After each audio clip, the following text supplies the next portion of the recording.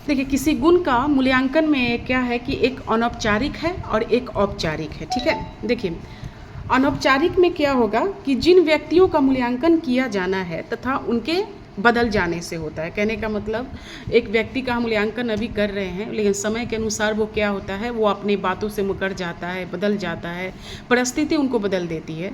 लेकिन औपचारिक एक बहुत ही एक इम्पॉर्टेंट है, ये हर कोई अपनाता है। जैसे कि आपका एग्ज़ाम का क्वेश्चन होना, ये औपचारिक है।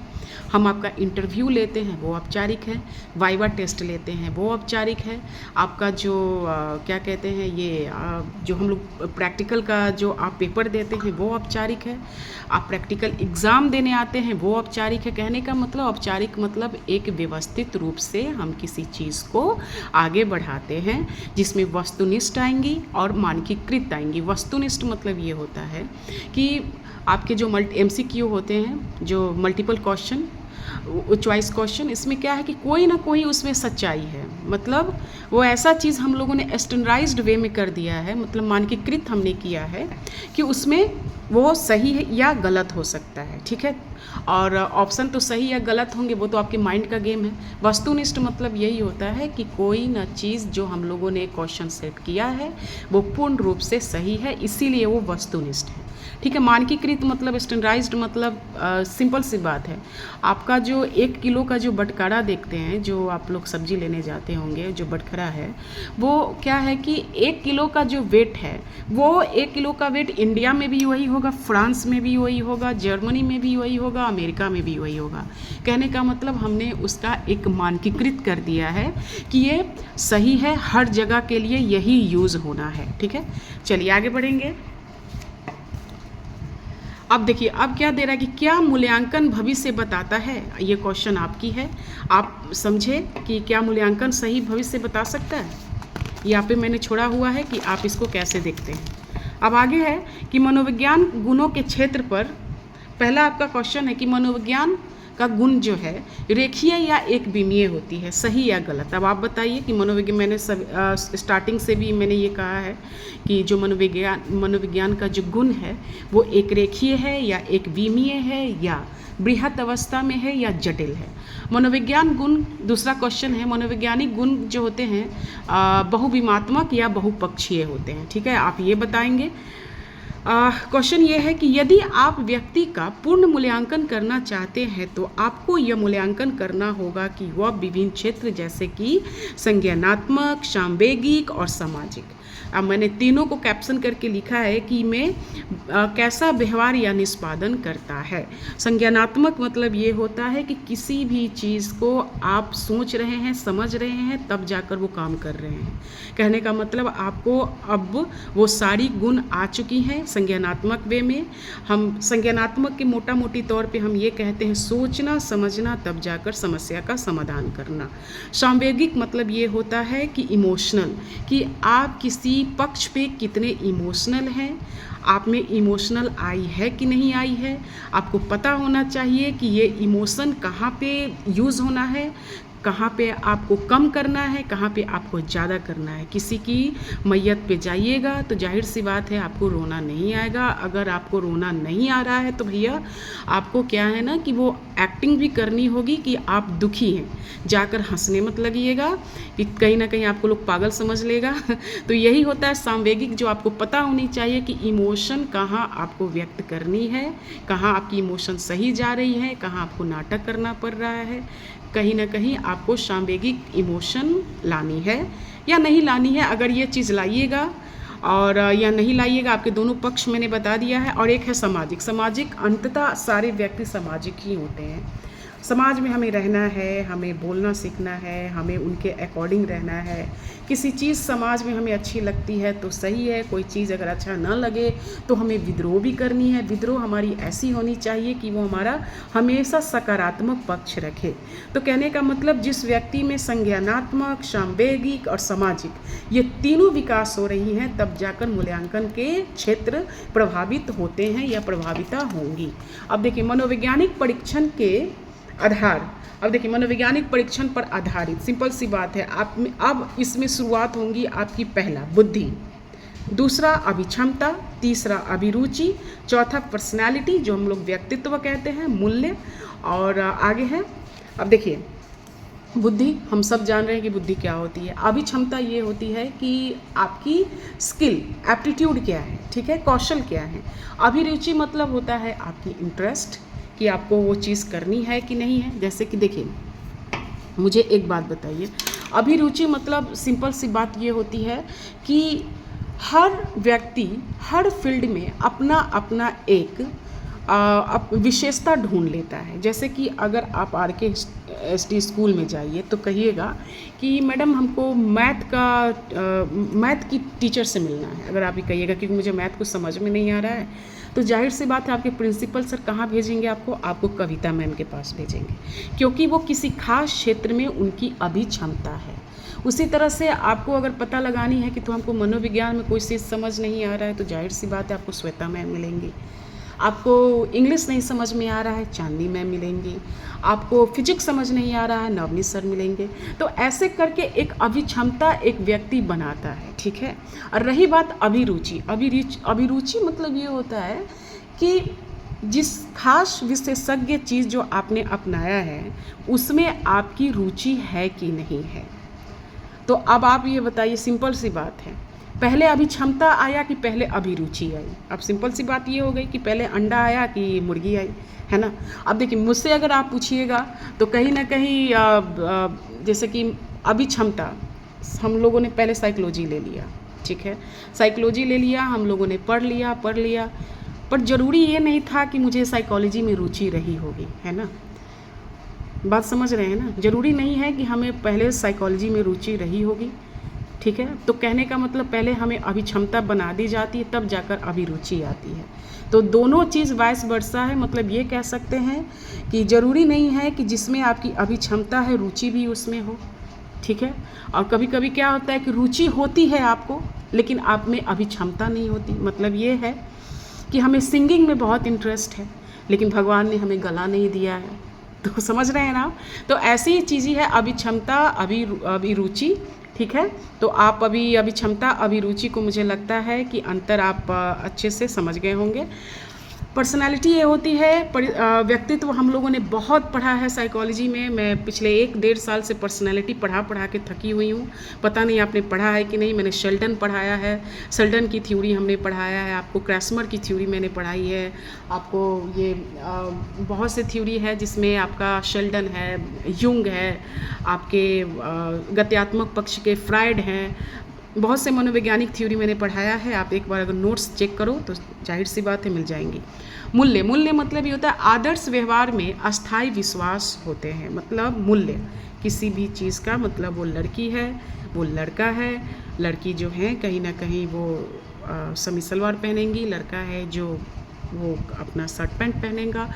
तो जो ऐसे हम लोगों ने एक व्यवहार मूल्य स्थापित किया है हमारे समाज में। मूल्यांकन की विधियाँ, पहला हम लोग चलेंगे मनोवैज्ञानिक परीक्षण, व्यक्ति की मानसिक तथा व्यवहार परक विशेषताओं का वस्तुनिष्ठ तथा मानकीकृत मापक। अब ये वर्ड जो आ रहा है आपका वस्तुनिष्ठ और पहला, इसके बाद है मानकीकृत। वस्तुनिष्ठ मैंने आपको पहले भी बता दिया है कि जो MCQ जो कहीं ना कहीं हमने इसमें 100% सही होने की चांसेस है। और जब भी कोई 100% सही हो जा रही है मतलब हम लोगों ने बहुत उनका प्रयोग किया है, प्रयोग होने के बाद सारे जगह का रिजल्ट हमारा सेम आया है, समान आई है, तभी जाकर हमने उसको वस्तुनिष्ठ में बदला है, ठीक है। वस्तुनिष्ठ मतलब ही होता है कि वो जो क्वेश्चन है उसका सही आंसर हमें मिल चुका है। मानकीकृत मैंने पहले ही बता दिया है आपको कि वेट मशीन ले लीजिए, जो बटघरा है उसको ले लीजिए, और वो जो है कहने का मतलब फ्रांस में भी उसका 1 किलो का ही वज़न होगा, इंडिया में भी वो 1 किलो का वज़न है, तो स्टैंडर्डाइज्ड फॉर्म है, ठीक है। अब आगे चलेंगे इंटरव्यू, साक्षात्कार। इंटरव्यू मतलब आप समझ रहे हैं, इंटरव्यू जो आमने सामने दो व्यक्तियों की जो बातें होंगी वो एक व्यवस्थित रूप से होंगी, केस स्टडी एक सबसे इम्पॉर्टेंट चैप्टर है साइकोलॉजी का, जो आप ग्रेजुएशन में भी जाइएगा, यहाँ तक कि नेट की तैयारी में भी आपको केस स्टडी बहुत इम्पॉर्टेंट है। इसमें होता है व्यक्ति अंदर मनोविज्ञान इतिहास की गहनता अध्ययन, मतलब मनोविज्ञान के इतिहास में जो हम लोगों ने डीपली जो स्टडी किया है ना, वही है आपकी केस स्टडी। और सबसे इम्पॉर्टेंट बात ये होती है कि इसको हम लोगों ने नैदानिक मनोविज्ञान में इंक्लूड कर लिया है। अब कहिएगा नैदानिक मनोविज्ञान क्या होता है? नैदानिक मनोविज्ञान मतलब ये होता है कि हमारे अस्पताल में, हॉस्पिटल में इसको हम लोगों ने एज जो क्लिनिकल वे में हमने इसको अपना लिया है। मतलब अब हम इसको दवा के रूप में भी हम इसका उपचार कर सकते हैं। पहले साइकोलॉजी का क्या मतलब होता है, पहले एक बात बता देते हैं मनोविज्ञान में कि ये चीज़ क्या होता है, मन का विज्ञान है। मैं जैसे ग्रेजुएशन कर चुकी हूँ, एमए कर चुकी हूँ, तो मैं एक साइकोलॉजिस्ट हूँ। मैं किसी भी व्यक्ति को काउंसलिंग कर सकती हूँ। बहुत से थेरेपी भी मैंने आपको पढ़ाया हुआ है, बिहेवियर थेरेपी, हमारा जो कॉग्निटिव थेरेपी है, हमारा डायलेक्टिक बेस्ड थ्योरी है, हमने बहुत सी चीज़ें पढ़ाई हुई हैं इसमें। तो बात यह है कि मैं थेरेपी कर सकती हूँ, मैं किसी को बातों से उसको मैं काउंसलिंग कर सकती हूँ, उसकी प्रॉब्लम पूछकर मैं उसकी काउंसलिंग कर सकती हूँ, उसको सही गलत बता सकती हूँ, लेकिन मैं दवा नहीं लिख सकती। समझ रहे हैं ना, मैं दवा नहीं लिख सकती। लेकिन अगर मैं किसी व्यक्ति की, अगर मेरे पे कोई आता है कि मैडम ये बच्ची ऐसी है, तो मैं उस पर डीपली अध्ययन करूँगी, ठीक है। मैं तो केस स्टडी एक तैयार करूँगी, और इस केस स्टडी में मैं बहुत सी, अगर मान लीजिए मैं आपकी मानसिक जो बीमारी है मैं उसका नाम जानती हूँ, जैसे कि मैंने आपको बताया है डिप्रेशन है, एग्जाइटी है, आपकी पैनिक डिसऑर्डर है, आपके ओसीडी हैं, आपकी बहुत सी चीज़ें हैं। तो अगर ये सब चीज़ें मुझे पता है और आपके लक्षण आप मुझे दिख रहे हैं, तो मैं क्या करूँगी, उसको एक केस स्टडी में उसको लिखूंगी। और आगे चलकर जब कोई साइकेट्रिस्ट आएगा, जिसको मनः चिकित्सक कहते हैं, मैं उसको केस स्टडी उनके हाथों में दूंगी, तो हो सकता है उनकी बीमारी को वो दवा से इलाज कर सके। अभी क्या था, मनोवैज्ञानिक जो दवा नहीं दे सकते, लेकिन जो मनः चिकित्सक होते हैं वो दवा दे सकते हैं। तो जाहिर सी बात है केस स्टडी किस में आ जाएगी, क्लिनिकल स्टडीज़ में आ जाएंगी, ठीक है।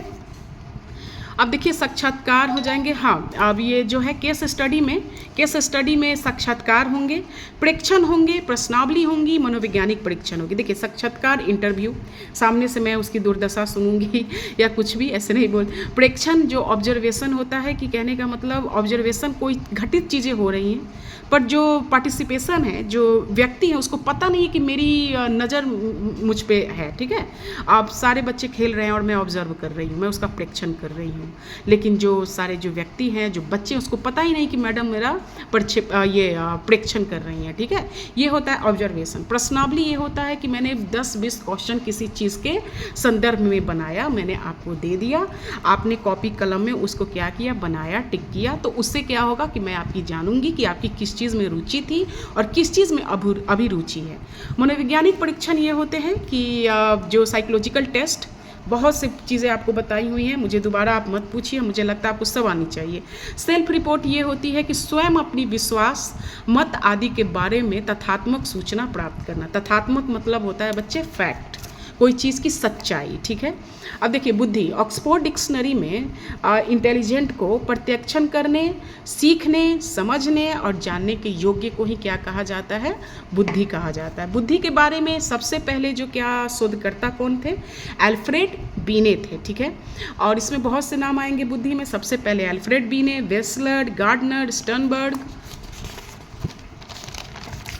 और बुद्धि के संप्रत्यय को मानसिक संक्रिया के रूप में औपचारिक बनाने का भी प्रयास किसने किया था, अल्फ्रेड बीने ने किया था। और बाद में अल्फ्रेड की जो थ्योरी हुई थी वो एक कारक सिद्धांत के नाम से जानी गई। डीपली आपको पढ़ने की ज़रूरत नहीं है, मैं जितना पढ़ा रही हूँ आप उतना ही पढ़िए। डीपली पढ़ना है, जिसके आप ऑनर्स ले लीजिएगा, मन भर पढ़िएगा। अभी जो थ्योरी जिस मनोवैज्ञानिकों ने दिया, एटलीस्ट वही आप याद कर लेंगे, आपका 12th अच्छे से हो जाएगी। 1 फैक्टर थ्योरी किसने दिया था, अल्फ्रेड बीने। 2 फैक्टर थ्योरी किसने दिया था, चार्ल्स स्पीयरमैन, ठीक है। अब याद रखेंगे कि चार्ल्स स्पीयरमैन ने ही 2 थ्योरी दी थी, जिसमें उनके थ्योरी थे क्या, द्विकारक सिद्धांत, जो पहले मैंने यहाँ पे लिखा है, ठीक है। टू फैक्टर थ्योरी, ठीक है। इसमें इन्होंने सामान्य कारक सिद्धांत दिया है और एक विशिष्ट कारक दिया है। जी को सामान्य कारक को इंग्लिश में कहेंगे जी फैक्टर, विशिष्ट कारक को एस फैक्टर, एस से होता है स्पेसिफिक या स्पेशल फैक्टर। चलिए देखते हैं। सामान्य कारक मतलब ये होता है कि जितने भी बच्चे आपके RKST में हैं सभी की बुद्धि सब एक जैसी है, ठीक है। सब एक जैसे पढ़ लिख रहे हैं, हिंदी लिख लेते हैं, हिंदी पढ़ लेते हैं, इंग्लिश लिख लेते हैं, इंग्लिश पढ़ लेते हैं, तो चलो सब कुछ सही है। लेकिन उसी में कोई मतलब एक शेक्सपियर लेवल का इंग्लिश निकल जाए किसी बच्चे में, कि वो शेक्सपियर का एक एक जो इंग्लिश का उसने वर्ड लिखा है उसको पता है, तो कहीं ना कहीं हम ये कह सकते हैं ना कि इसके इंग्लिश में इसका बहुत स्पेसिफिक फैक्टर है, इसका मतलब विशिष्ट कारक है इसमें। और ध्यान से सिंपल सी ये बात है कि 26 टीचर में, हमारे स्कूल RKSD हाई स्कूल में 26 टीचर हैं। उस 26 टीचर में आप बताइए कि कितने टीचर सिंगर हैं? 2 होंगे, जिसमें हमारी अनामिका मैम है और अर्चना मैम है। तो कहीं ना कहीं ये दोनों गाना गाती हैं, लेकिन बाकी टीचर के गाना गाते हैं क्या? नहीं ना। तो बाकी क्या हो गए? हमारे सामान्य कारक जैसे उनके स्वभाव हो गए या उनके फैक्टर हो गए।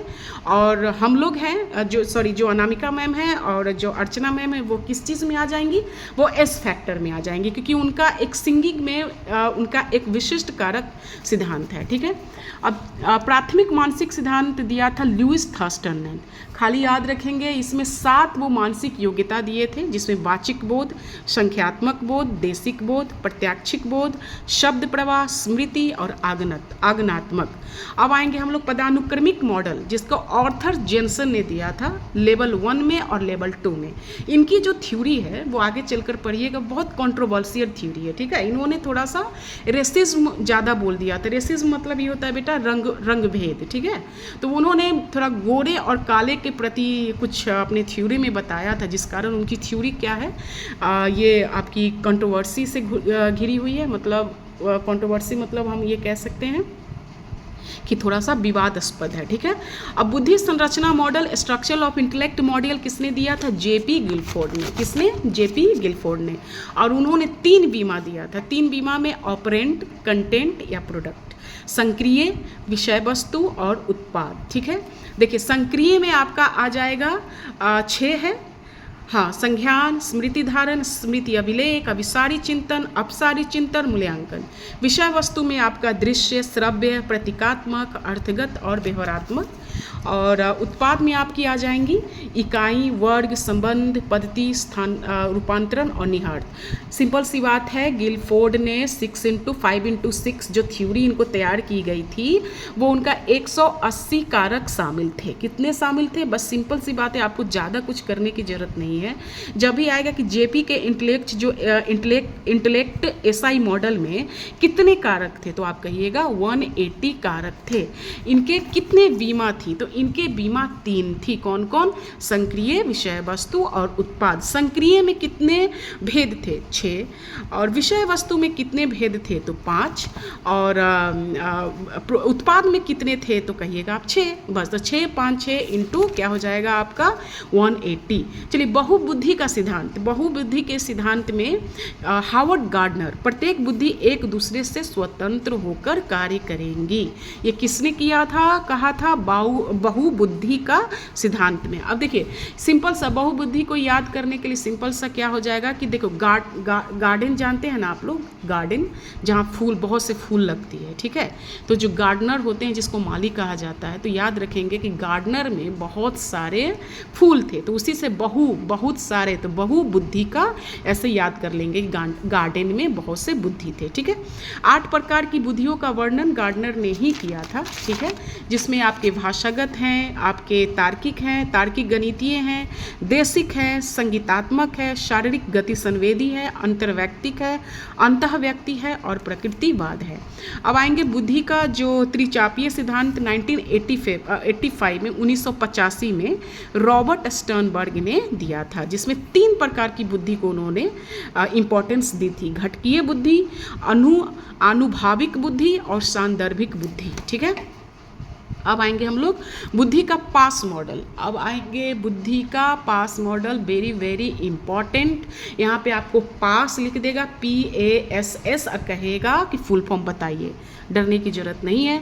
प से जो आपके P है, P से प्लानिंग, ए से आपका हो जाएगा अटेंशन, एस से हो जाएगा साइमल्टेनियस और एस से हो जाएगा सक्सेसिव। देखो बच्चों, आप लोग ना इंग्लिश के वर्ड से डर जाते हैं, पर बात मानिए इंग्लिश से ज़्यादा इजी कुछ नहीं होता है, ठीक है। हिंदी तो आप लोग बचपन से पढ़ लिए हो सकता है आपकी हिंदी जो होगी मुझसे ज़्यादा अच्छी होगी, लेकिन इंग्लिश क्या है ना कि इंग्लिश अभी से ही थोड़ा थोड़ा साइकोलॉजी का वर्ड अगर आप पढ़ना सीखोगे तो वो आपको आगे की पढ़ने में भी ज़्यादा सहायता करेगी। तो बेहतर यही होगा जितने भी साइकोलॉजिस्ट हैं उसका नाम आप इंग्लिश में याद रखिए, और जितना उन्होंने अपना प्रकार दिया है, भेद दिया है, उसको भी इंग्लिश में रटने की कोशिश करो। देखो शुरू शुरू में लगेगा भारी, ऐसा नहीं है, लेकिन थोड़ा सा practice makes a man perfect. अगर आप उसको प्रैक्टिस करते रहिएगा तो मुझे नहीं लगता, क्या तो हम लोग भी तो हिंदी से है ना, तो फिर भी कैसे समझ गए, तो प्रैक्टिस किए, तो उस तरह से आपको भी करना है। चल देखें, बुद्धि में व्यक्तिगत भिन्नताएं, कुछ लोग दूसरों की तुलना में अधिक बुद्धिमान क्यों होते हैं, ये क्वेश्चन है। जितने भी साइकोलॉजी बच्चे हैं, जितने भी साइकोलॉजी लिए हुए हैं, ये क्वेश्चन कॉपी में बनाकर मेरे पर्सनल मोबाइल पर सब कोई भेजेगा कि कुछ लोग दूसरे की तुलना में अधिक बुद्धिमान क्यों होते हैं, ठीक है। चलिए, हाँ, और पास की थ्योरी जो है किसने दिया था, जेपी दास ने, इंडियन नाम आ रही है, जैक नालगिरी ने और किर्बी ने, ठीक है। अब आएंगे हम लोग सामान्य सभी मनोविज्ञान इस तथ्य पर, इसका मुझे लगता है ठीक है।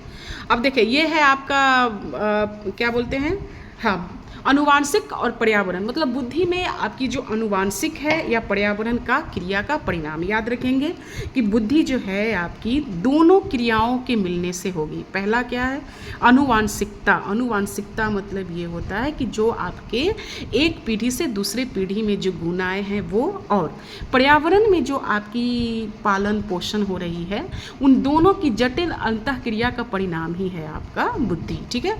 अब बुद्धि का मूल्यांकन 1905 में एल्फ्रेड बी ने देखो, एल्फ्रेड और बी ने दोनों नाम अलग अलग हैं बच्चे, सॉरी बीने और साइमन, सॉरी बीने और जो साइमन, हम लोग कह देते हैं कि बुद्धि का मूल्यांकन सबसे पहले किसने किया था, तो जल्दी से नाम आ जाता है बीने एंड साइमन। लेकिन बीने और साइमन दो अलग अलग व्यक्ति हैं, एल्फ्रेड बीने एक और थियोडोर साइमन एक, ठीक है। तो इन दोनों का हम लोगों ने क्या कर दिया है, इन दोनों का हम लोगों ने वो लास्ट नेम ले लिया, हम लोग टाइटल हम लोगों ने ले लिया है वीने और साइमन। तो 1905 में बुद्धि का मूल्यांकन सबसे पहले किसने किया था, वीने और साइमन ने, ठीक है। और 1908 में ही अपनी मापनी का उन्होंने संशोधन किया, मतलब रिवाइज्ड किया, और उन्होंने मानसिक आयु को संप्रत्यय दिया, ठीक है। मानसिक आयु मतलब होता है MA मेंटल एज। एक और जिसने CA मैंने आप लोग पढ़ चुके हैं, CA मतलब क्या होता है, क्रॉनिकल एज, रियल एज और वास्तविक एज, ठीक है। जो आप मान लीजिए 17 साल के हैं तो 17 साल ही आपकी CA होगी, और उन 17 साल में आपकी मानसिक आयु क्या होगी वो निकालने की विधियाँ भी मैंने आपको बताया है, ठीक है। आगे है 1912 में जर्मन मनोवैज्ञानिक विलियम स्टर्न ने IQ का दिया था, IQ। विलियम स्टर्न ने क्या कहा था, IQ का फॉर्मूला विकसित किया था। IQ मतलब होता है इंटेलिजेंट क्वोशेंट, इसका इंग्लिश मतलब, हिंदी मतलब हो जाएगा आपका बुद्धि लब्धि, ठीक है। आगे है IQ का फॉर्मूला आप लोग जानते हैं, MA/CA × 100।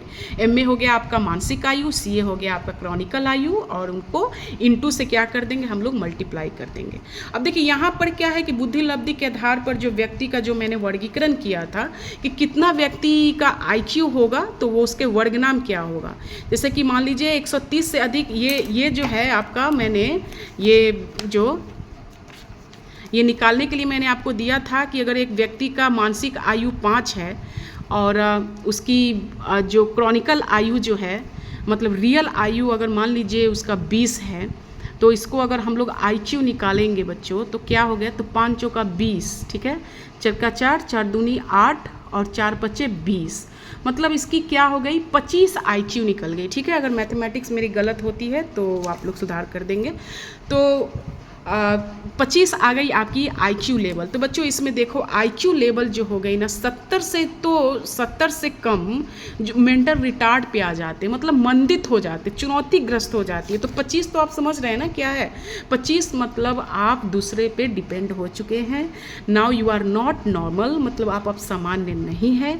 आपको आपके हर काम, मतलब एक दैनिक चार्या भी करने के लिए आपको दूसरे पे डिपेंड होना पड़ेगा, ठीक है। लेकिन यही समझ लो, अगर मानसिक आयु उस बच्चे का 20 है, क्रॉनिकल आयु भी 20 है, दोनों 20-20 कट गया, 100 बच गया, मतलब IQ उसकी 100 हो गई। तो बच्चों इसमें सोचो 100 कहाँ है, 90 से 109 औसत, मतलब औसत बुद्धि वाले हम तुम जितने भी लोग हैं, कहीं ना कहीं हम सब क्या हैं, औसत बुद्धि के ही हैं। आपसे सवाल जनरली ये पूछी जाएगी कि एक मनुष्य की सामान्य इंटेलिजेंट क्वोशंट या आपकी बुद्धि लब्धि कितनी होती है, तो आंख बंद करके 90 या 109 के बीच में जितने भी आंकड़ा होंगे आप उसको टिक लगा दीजिएगा।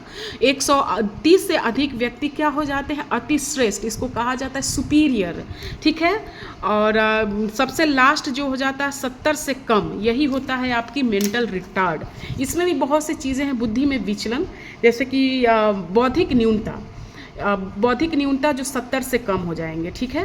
और ये इसके पहचान करने की ये विधि है कि अगर आपको किसी के पता चले, जो आपके घर में जो बच्चे हैं, अगर आपको पता लगाना है कि इसकी बौद्धिक न्यूनतम क्या है, मानसिक इसका व्यवहार क्या हो सकता है, तो आप 70 से कम उसकी बुद्धि लब्धि होगी, ठीक है। IQ उसकी हमेशा 70 से कम होगी, ज़्यादा नहीं हो सकती। अगर ज़्यादा होती है तो वो बॉर्डर लाइन पे आ जाता है, मतलब उसको सुधार किया जा सकता है। 70 से कम इट मीन्स थोड़ी सी प्रॉब्लम है। अनुकूलित व्यवहार में न्यूनतम, मतलब जितने भी सिंपल व्यवहार है उसमें भी उसकी न्यूनतम होती है, ठीक है। और इसका जो लक्षण है बच्चों, 0 से 18 वर्ष के बीच में कोई भी व्यक्ति अगर मानसिक रिटार्डेशन से या मानसिक मंदता से ग्रसित है तो उसकी पहचान 0 से 18 वर्ष में दिख जाती है। समझ रहे हो। अब चलिए, American association of mental deficiency मतलब AAMD के अनुसार मानसिक मंदन को हम लोगों ने 3 प्रकार में बांटा। पहला निम्न मंदन, दूसरा सामान्य मंदन और लास्ट है जो आपका तीव्र मंदन। 55 से 69 के बीच में अगर IQ है निम्न मंदन, 40 से 54 है सामान्य मंदन और 25 जो मैंने पहले भी आपको निकाल के दिखाया IQ तीव्र मंदन, इसको कहा जाता है सीवियर रिटार्डेशन, मतलब ये कंप्लीट डिपेंडेंट हो जाएंगे किसी पे, ठीक है।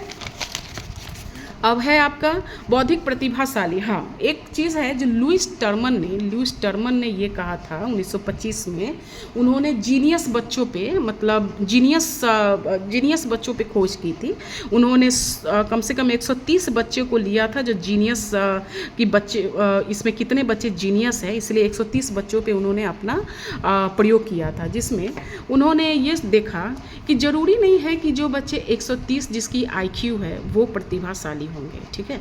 ये उन्होंने कहा था, ठीक है। चलिए आगे पढ़ेंगे। बहुत सी चीज़ें, साइकोलॉजी का नाम ही है कॉन्ट्राडिक्शन, कि कहीं ना कहीं आपका विरोधाभास हमेशा होता रहता है, ठीक है। अब देखिए, प्रतिभाशाली बच्चों की प्रमुख विशेषता बच्चों यहाँ पे लिख चुकी हूँ मैं, आप इसको पढ़ लीजिएगा, मुझे पढ़ाने की जरूरत नहीं है, ठीक है। बुद्धि परीक्षण के प्रकार भी हमने पढ़ाया आपको, समूह परीक्षण और व्यक्तिक परीक्षण। समूह मतलब होता है एक साथ बहुत से व्यक्तियों पे हमने बुद्धि परीक्षण करते हैं। व्यक्तिक परीक्षण मतलब हो सकता है कि सिर्फ आप अकेले ही हैं जिसकी बुद्धि परीक्षण की जा रही है। परीक्षण भी आपके 3 तरह से होंगे, आपकी वर्बल टेस्ट होगी, नॉन वर्बल टेस्ट होगी और परफॉर्मेंस टेस्ट होगी। इसमें बस इतना चीज़ याद रखेंगे कि वर्बल टेस्ट क्या होता है, बस मोटा मोटी तौर पे, कि परीक्षार्थी को लिखित तो मतलब इसमें टेस्ट देना होता है। वर्बल बोली मतलब वर्बल क्या है, शब्दों का खेल। कहीं ना कहीं आपको इसमें लिखित में जहाँ आपको लिखने का बात आ जाता है, इट मीन्स आप कहीं ना कहीं बच्चों आपको साक्षर होना ज़्यादा इम्पॉर्टेंट है, मतलब आपको लिटरेट होना, पढ़ा लिखा होइएगा तभी जाकर आप वर्बल टेस्ट दे पाइएगा। उदाहरण के तौर पे TAT मैंने लिख दिया है, हैथवे और मुर्रे का एक सिद्धांत था TAT, जिसको थीमेटिक अप्रिसिएशन टेस्ट कहते हैं।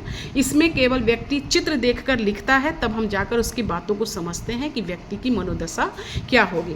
और शाब्दिक परीक्षण मतलब होता है बच्चों के, देखो ये जो चित्र मैंने बनाया है अपूर्ण है, मतलब ये देखो, ये देखते देखते आपको समझ आएगा ना कि मतलब ये जो कहीं ना कहीं आपका क्या है, ये आपका ये वर्ग है, आपका ये सर्कल है, आपका ये रेक्टेंगल है, आपका ये ट्रायंगल है, ठीक है। तो ये अशाब्दिक परीक्षण मतलब क्या हो जाता है कि एकांश होते हैं, इसमें आइटम्स होते हैं, ऐसे बहुत सी चीज़ें होंगी, ये जो है ना ऐसे लाखों बनाई होंगी, चित्र होंगी, चित्र में अपूर्ण प्रतिक्रिया होंगी, ठीक है।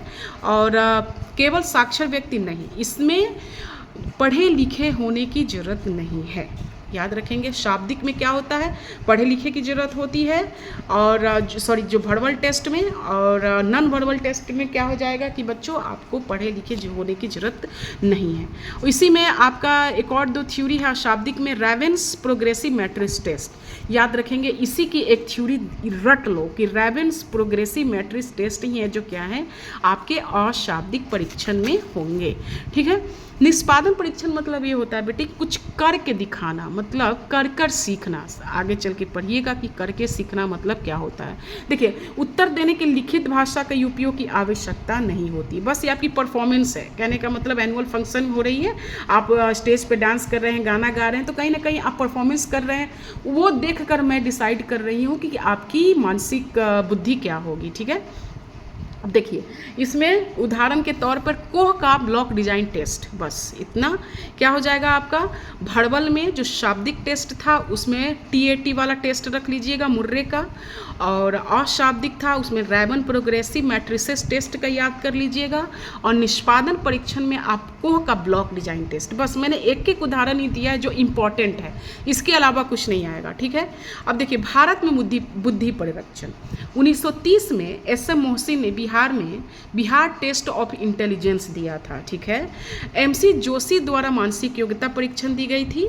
भाटिया द्वारा भी आपका निर्मित निष्पादन परीक्षण माला, मतलब इसको बैटरी टेस्ट भी कहते हैं, ठीक है बच्चों। बैटरी टेस्ट आपको याद होगा कि कुछ दिन पहले हमारे विद्यालय में एक मसाल के तौर पे कुछ आया था, याद है ना, जहाँ खेल कूद वाली मसाल की प्रतियोगिता हो रही थी। वो जो बैटरी टेस्ट हो रही थी ना बच्चों, वो हमारे साइकोलॉजी से ही लिया गया है, ठीक है, और वो भाटिया टेस्ट के द्वारा निर्मित था, ठीक है। साइकोलॉजी को भले ही लोग ऐसे कहते हैं, पर सारा चीज़ साइकोलॉजी पे ही डिपेंड है, खास करके सोशल साइंस की मैं बात कर रही हूँ। प्रमिला पाठक का जो ड्रॉमैन परीक्षण था वो भी हमारी इंडियन थी, नाम से ही दिख रहा है। और सांवेगिक बुद्धि मैंने शुरुआत में ही पढ़ाया था, बस इसमें बुद्धि का भावात्मक पक्ष होता है। इसको दिया था सैल्वे और मेयर ने। अभिक्षमता मैं आपको पढ़ा चुकी हूँ बच्चों की, अभिक्षमता मतलब क्या है कि अभिक्षमता विशेषताओं का एक ऐसा संयोजन जो व्यक्ति द्वारा प्रशिक्षण के द्वारा किसी विशेष क्षेत्र के ज्ञान अथवा कौशल अर्जन करने की क्षमता होती है। अभिरुचि भी मैंने पढ़ाया कि किसी विशेष कार्य करने की वरीयता या तरजीह को कहते हैं, ठीक है। अब इसमें विभेदक क्षमता है, अगर क्या कहते हैं, अगर आपको पढ़नी है, नॉलेज बढ़ानी है तो पढ़िए, अन्यथा आपकी एग्ज़ाम में इतना ये नहीं आने वाला है, ठीक है। अब हम लोग आ जाते हैं सृजनात्मक में। सृजनात्मक बुद्धि ये होती है कि देखिए, किसी भी समस्या का नए प्रकार का समाधान खोजना, बस यही सृजनात्मक है और यही रचनात्मक है, और कुछ नहीं। आपके स्कूल में याद रखिए कि आपको संगीत की शिक्षा दी जाती है, नृत्य की शिक्षा दी जाती है ना, आपको पाक कला की शिक्षा दी जाती है। क्यों दी जाती है? ये सब दी जाती है कि आप एक क्षेत्र में थोड़ा अलग तरह के प्रयास करें, अलग तरह के समाधान खोजिए। कि सब्जी पूरी तो सब बना लेता है, ठीक है, लेकिन सब्जी पूरी को एक करके कंबाइंड करके क्या बनाया जा सकता है, यही आपकी क्रिएटिविटी है। आपने गाना गाया, जो आपने सुर ताल लगाए, इस सुर ताल ने जो लता जी गाई वो सही है, लेकिन तुम उस सुर ताल को तुम अपने सुर ताल में कैसे व्यक्त करोगे और एक नया किसी चीज़ को खोजोगे, यही क्रिएशन है। समझ रहे हो आप लोग? जिसमें नृत्य, संगीत, कविता, विज्ञान, आविष्कार करना, चित्रकारी करना, रासायनिक क्रियाओं को खोजना, ठीक है। हाँ, अब है कि देखिए, हाँ, क्रिएशन में मतलब रचनात्मक में 2-4 नाम है जो हमेशा दिमाग में रखिए। पहला रविन्द्रनाथ टैगोर, जिनको साहित्य क्षेत्र में इनको नोबेल प्राइज़ भी दिया गया है। आप बताइए किताब का कौन सा नाम था, कौन सी वो साहित्य थी? मुझे पता है, आपको आनी चाहिए, शायद गीतांजलि है। देखिए, आइंस्टीन सभी जानते हैं, आइंस्टीन की जो सापेक्षता का सिद्धांत है आइंस्टीन ने जो दिया था। सीवी रमन फिजिक्स के थे। रामानुजन जो ग्रेट मैथमेटिशियन कहा जाता है, गणितज्ञ थे।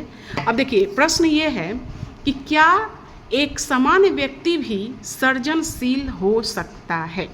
ठीक है। क्वेश्चन मैंने पहले भी आपको एक लिख कर मैं बोली हूँ कि इसको अपने कॉपी में लिखिए। ये भी दूसरा क्वेश्चन है। यही सब बच्चों, अगर आप लोग थोड़ा बहुत ध्यान देते हो जो मैं बता रही हूँ और समझ के पढ़ रहे हो, जैसे मान लो कि क्या एक सामान्य व्यक्ति भी सृजनशील हो सकता है। अभी भले ही आप सोच रहे होंगे कि मैडम आप कहीं ना कहीं ये एग्ज़ाम में थोड़ी ना आ सकता है, ऐसा ज़रूर दिमाग में आएगा, लेकिन बच्चों पता है ये सब चीज़ जब अभी से ही आप अवलोकन करके लिखोगे, समझोगे, आगे चलकर बीपीएससी में जो पास होते हैं बच्चे, वो क्या करते हैं? तुमको क्या लगता है कि वहाँ पे रटाफिकेशन आती है क्या, कि हम लोग रट लिए और जाकर एग्ज़ाम दे दिए? नहीं, यही क्रिएटिविटी शुरू होती है। यही 11-12 से जो बच्चे तैयारी करते हैं, यही से रचनात्मक सोचने की शक्ति शुरू कर देते हैं। तो समझो तुम्हारा रचनात्मक सोचने की शक्ति शुरू हो रही है। अब तुम इसको लिखो कि आगे चलकर तुम सोचो, जब तुम ग्रेजुएशन पास करके जब तुम बीपीएससी एग्ज़ाम में बैठोगे और तुम लिखना अभी से शुरू कर रहे हो, तो तुमको लगता है कि तुम वो 4-5 तुमको एग्ज़ाम बार देने की ज़रूरत है? हो सकता है तो दो बार में निकाल लो, एक बार के प्रयास में निकाल लो, है ना। तो यही से हमारी रचनात्मक शुरू हो रही है। चलिए आगे बढ़ते हैं। सृजनात्मक एवं बुद्धि। अब सवाल ये है कि क्या दोनों में सकारात्मक संबंध है? आप हमें बताइए। 1920 में टर्मन ने कहा था कि जरूरी नहीं कि अधिक बुद्धिमान जो हैं व्यक्ति सृजनशील होंगे। ठीक है, जरूरी नहीं होता है बच्चा कि जो क्रिएशन जिसमें ज़्यादा है, जो रचनात्मक जिसमें ज़्यादा है, वो कहीं ना कहीं क्या होंगे? बुद्धिमान होंगे। आपको एक बात मैं बता दूं कि जो एक व्यक्ति थे, जो विलियम शेक्सपियर जो थे, वो इंग्लिश के फादर कहा जाता है, द मॉडर्न फादर ऑफ, ऐसे ही कुछ कहा जाता है, इंग्लिश की मैम जो है बताएंगी।